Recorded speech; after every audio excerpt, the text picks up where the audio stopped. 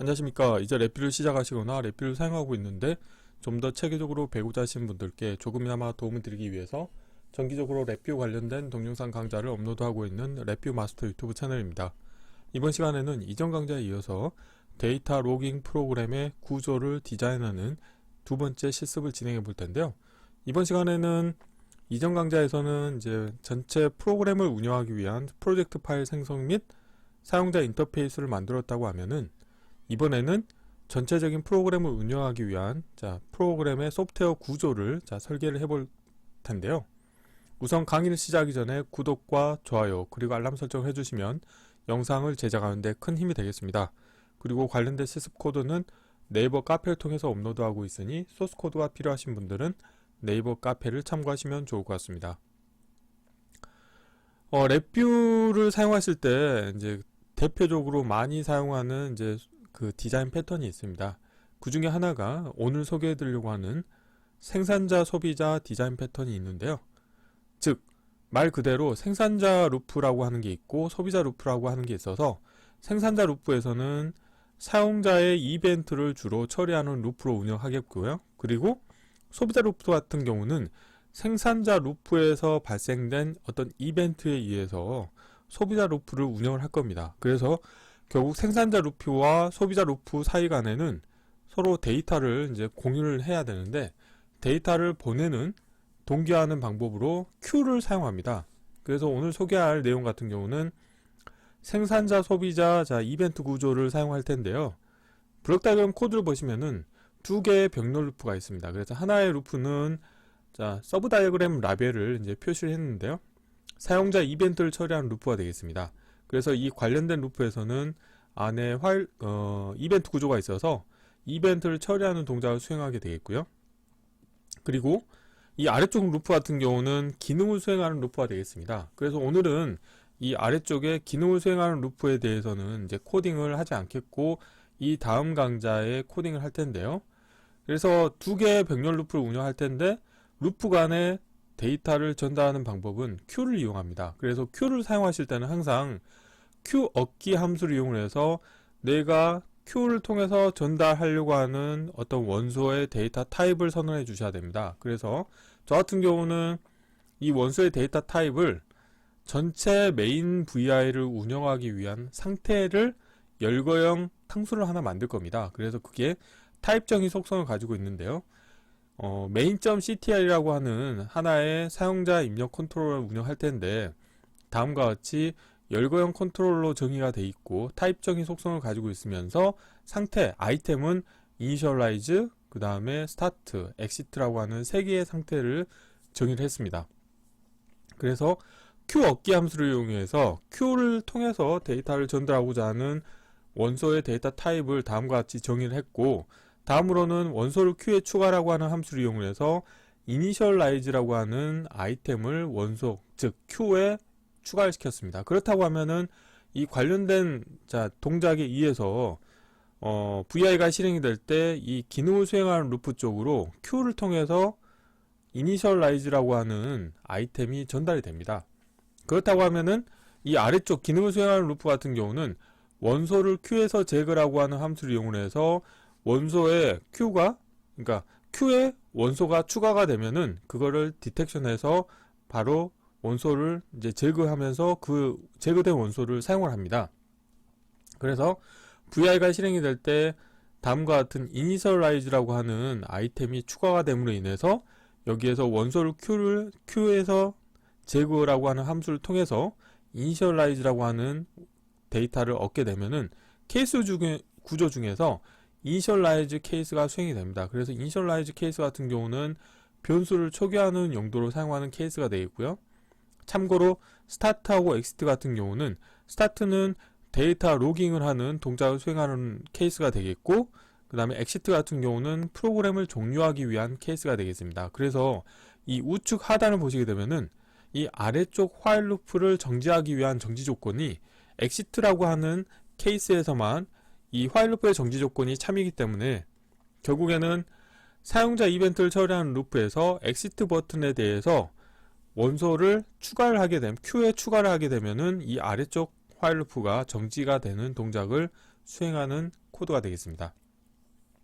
자, 위에 쪽 사용자 이벤트를 처리하는 루프를 보시게 되면은 이제 이벤트 구조에 3개의 이벤트를 등록을 했습니다. 하나는 스타트 값이 변경이 됐을 때 이벤트고요. 그래서 스타트 값을 변경을 하시게 되면은 원소를 큐에 추가라고 하는 함수를 이용을 해서 스타트라고 하는 원소를 큐에 추가를 인큐잉을 시키는 거죠. 그렇다고 하면은 여기 아래쪽에서는 큐에 데이터가 추가가 되는 것을 계속 웨이트하고 있습니다. 그렇기 때문에 이 아래쪽 화일 루프 같은 경우는 이제 주기적으로 폴링하는 게 아니고 이 관련된 함수에서 계속 무한 대기 상태에 있다가 큐에 원소가 추가가 됨으로 인해서 스타트라고 하는 값이 오면은 결국 스타트라고 하는 케이스가 수행을 하게 되겠고요. 그래서 이 부분은 이 다음 강좌에서 표준 상태 머신 구조를 이용을 해서 실제 데이터 로깅하는 프로그램을 이제 완성을 해볼 텐데요. 다음으로는 exit라고 하는 값이 변경이 됐을 때는 queue를 이용을 해서 queue에 exit라고 하는 아이템을 추가하게 되면은 이 기능을 수행하는 루프에서 exit 케이스가 수행이 돼서 결국에는 while 루프가 정지되는 동작을 수행하게 되겠습니다. 그리고 보시는 것처럼 이 exit 값이 변경이 됐을 때 그 값을 while 루프의 정지 조건에 연결시켜주고 있고요. 그리고 stop이라고 하는 값이 변경이 됐을 때는 exit라고 하는 분리형 컨트롤의 비활성화에 대해서 인앱을 시켜줌으로 인해서 exit 버튼을 클릭할 수 있도록 동작을 하겠고요.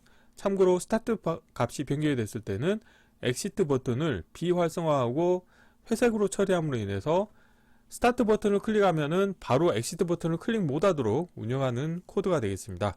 자, 이론은 이 정도로 마치겠고요. 간단하게 실습을 진행해 보도록 하겠습니다.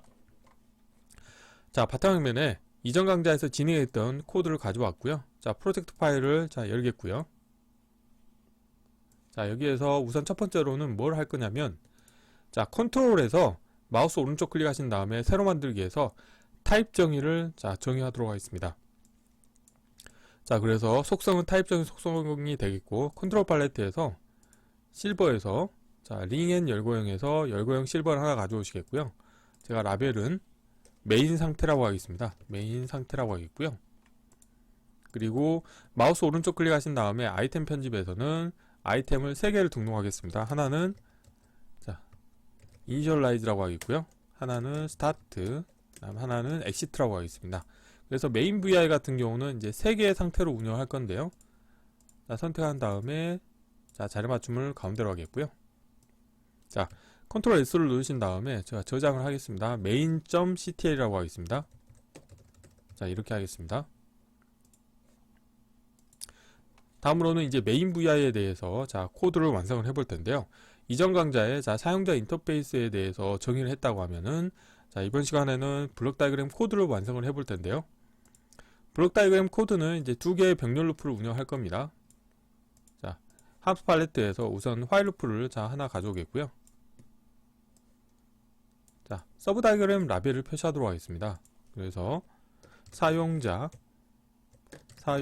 이벤트 처리 루프라고 하겠고요. 자, 이 안에 이벤트 구조를 추가하도록 하겠습니다. 자, 이벤트 구조를 추가하겠고요. 사이즈를 살짝 키우도록 하겠습니다.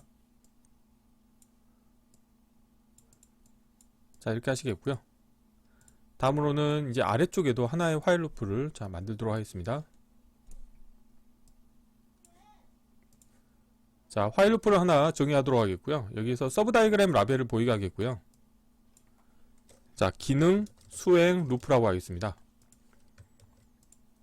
자, 그리고 이 2개의 루프 간에는 데이터 전달을 하기 위해서 queue를 이용할 겁니다. 그래서 queue 함수 같은 경우 어디에 있냐면, 자, 프로그램 카테고리 아래에 동기화 카테고리에 가보시게 되면은 queue 동작이라고 하는 게 있고요. queue를 사용하시려고 하면은 queue 버퍼의 원소의 데이터 타입을 정의하셔야 됩니다. 그래서 우선 queue 얻기라고 하는 함수를 하나 불러오셔야 되겠고요. 그리고 queue를 정의한 다음에 우선 첫 번째로는 이 프로그램을 초기화하기 위한 상태를 수행하도록 하기 위해서 원소를 queue에 추가라고 하는 함수를 이용을 해서 첫 번째 원소를 추가해 줄 테고요. 그리고 queue를 정의했다고 하면은 이 vi가 종료가 될 때는 이 queue를 해제해 주셔야 됩니다. 그래서 queue 해제 함수를 사용하셔야 되고요. 그리고 이벤트가 발생을 했을 때 원소를 queue에 추가를 해줘야 됩니다. 그래서 원소를 queue에 추가라고 하는 함수를 사용할 거고요. 그리고 기능을 수행하는 루프에서는 원소를 Q에서 제거하는 함수를 호출하셔야 됩니다. 그래서 원소를 Q에서 제거라고 하는 함수를 호출할 겁니다. 그래서 미리 사용하고자 하는 함수를 다 가져왔고요. 여기에서 이제 어떻게 할 거냐면, 자, 전부 다, 자, 5개 선택하신 다음에 라벨을 다 보이도록 하겠고요. 우선 첫 번째로는, 자, Q 얻기 함수를 이용을 해서 내가 사용하고자 하는 그 원소의 데이터 타입을 정의할 겁니다. 그래서 그걸 정의하는 방법은, 자, 프로젝트 파일에서 이 main.ctl을 가져오겠고요. 그래서 여기서 저는 우선 라벨을 보이도록 하겠습니다. 그래서 다음과 같이 원소 데이터 타입에 관련된 정보를 연결하시겠고요. 그 다음에 에라 클러스터 연결해 주시겠고, 참조번호 연결해 주도록 하겠고요. 그리고 원소를 Q에 추가라고 하는 함수에 저는 메인 상태에 해당하는 initialize라고 하는 아이템을 추가하도록 하겠습니다. 이렇게 하시게 되면은 VI가 실행됨과 동시에 Q 버퍼에 initialize라고 하는 원소가 추가가 되면 결국에는 이 아래쪽 기능을 수행하는 루프 쪽으로 그 원소가 전달이 되겠죠. 자, 그래서 여기서 어떻게 할 거냐면은, 자, 에라 클러스터 연결해 주도록 하겠고요. 그 다음에, 자, 다음과 같이 값을 Q 출력 값을 연결해 주도록 하겠습니다. 우선 첫 번째로는 엑시트 버튼이, 자, 값이 변경이 됐을 때 이벤트를 처리하도록 하겠습니다. 자, 보시는 것처럼, 자, 엑시트 버튼이, 자, 값이 변경이 됐을 때 어떻게 할 거냐면, 자, 이벤트 케이스를 추가하신 다음에요. 자, 엑시트 버튼의 값이 변경이 됐을 때 저 같은 경우는 Q에 원소를 추가를 해줄 겁니다. 그래서 다음과 같이 에라 클러스터와 Q 출력 값을 연결해 주도록 하겠고요. 그 다음에 여기에서는, 자, 새 값으로 하겠고요. 그 다음에 엑시트 물음표를 엑시트 불리언 값을 관련된 케이스로 가져오시겠고요. 원소를 Q에 추가하는 함수를 이용할 겁니다. 그래서 Q 값과 에라 클러스터 연결해 주도록 하겠고요. 그 다음에 원소는 어떤 값을 주냐면, 자, 이걸 복사하신 다음에 라벨은 보이지 않도록 하겠습니다. 그리고 엑시트라고 하는 아이템을 추가해 주도록 하겠습니다. 그래서 원소에 엑시트를 추가해 주도록 하겠고요.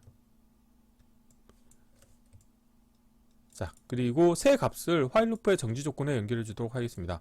이렇게 하시게 되면은 엑시트 버튼을 클릭하시게 되면은 이 위에 생산자 루프에 해당하는 사용자 이벤트 처리 루프가 종료가 되겠죠. 정지가 되겠고요. 자, 연결되지 않는 입력 터미널을 연결해 주도록 하겠습니다. 그리고 이 아래쪽으로 이제 Q를 통해서 데이터를 전달해 주셔야 됩니다. 그래서 기능을 수행하는 루프에서는 원소를 Q에서 제거라고 하는 함수를 이용하겠고요. 그래서 보시는 것과 같이, 자, 에라 클러스터 연결해 주도록 하겠고요. 그리고 Q 출력 값을 연결해 주도록 하겠습니다. 자, 이렇게 하신 다음에 이 아래쪽에서는 원소를 Q에서 제거라고 하는 함수를 이용해서 Q에 원소가 추가가 되면은 그 데이터를 바로 제거하면서 원소를 다시 디큐잉을 하는 거죠. 그래서 여기에서 에라 클러스터 연결해 주도록 하겠고요.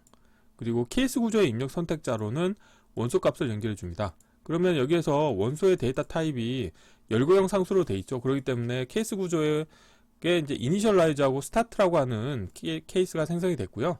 근데 케이스 구조는 항상 그 입력 선택자를 연결하시게 되면은 2가지 케이스만 생성이 되는데, 지금은 케이스가 3가지가 있기 때문에 마우스 오른쪽 클릭하신 다음에 모든 값에 대한 케이스를 추가해 주시면 되겠습니다. 그러면 3개의 케이스가 생성이 되고요.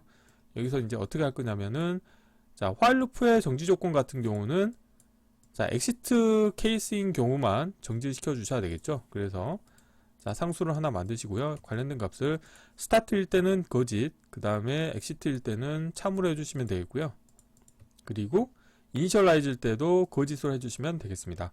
그리고 여기에서 케이스 구조에 대해서도, 자, 서브 다이어그램 라벨을 표시해 주겠고요. 그래서 우선은 이니셜라이즈 같은 경우는 이제 변수를 초기화 주셔야 되겠죠. 그래서 변수 초기화와 관련된 코드를 관련된 케이스에서 정의해 주시면 되겠고요. 스타트 같은 경우는, 자, 데이터 로깅하는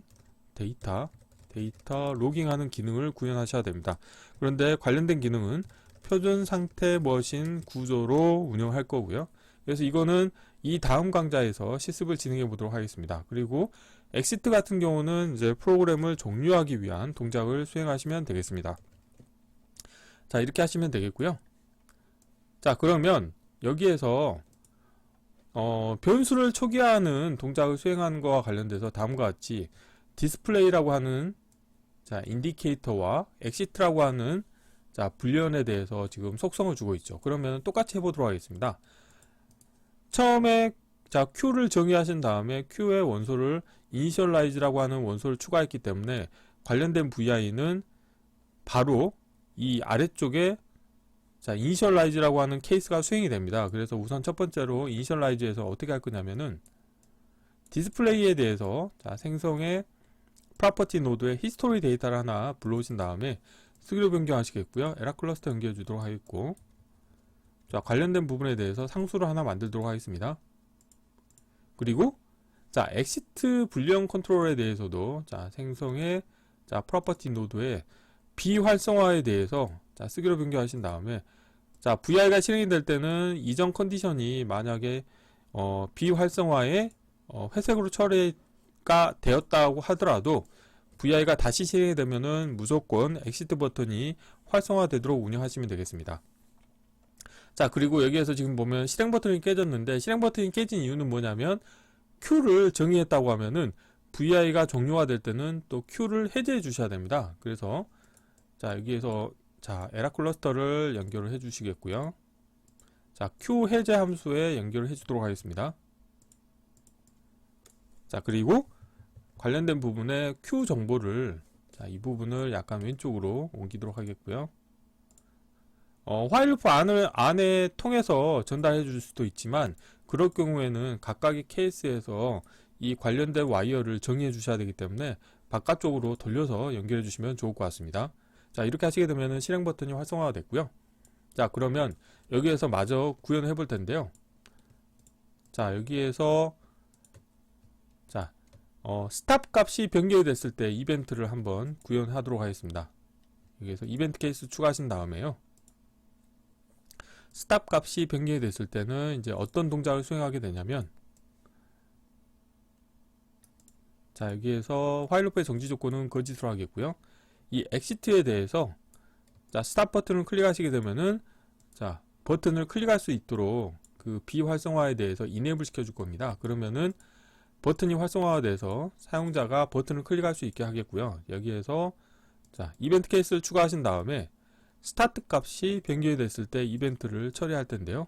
화일 루프의 정지 조건은 거짓이 되겠고, 자, 스타트에 대해서는 다음과 같이 운영하시면 됩니다. 우선 엑시트에서 관련된 코드를 그대로 복사하신 다음에 이때는 원소에다가 스타트라고 하는 원소를 추가해 주시면 되겠죠. 그래서 관련된 코드를 스타트 케이스로 가져오시면 되겠고요. 자, 이렇게 하겠습니다. 그리고 자, Q 출력값 연결을 해주도록 하겠고요. 자, 와이어를 정리하도록 하겠습니다. 자, 그리고 에라 클러스터 연결하기 전에 여기에서 스타트 버튼을 클릭하시게 되면은 그 이후에는 스탑 버튼만 클릭을 할 수가 있고 엑시트 버튼은 클릭을 못하게 할 겁니다. 그래서 이 엑시트에 대해서 자, 비활성화에 대한 속성을 줄 텐데요.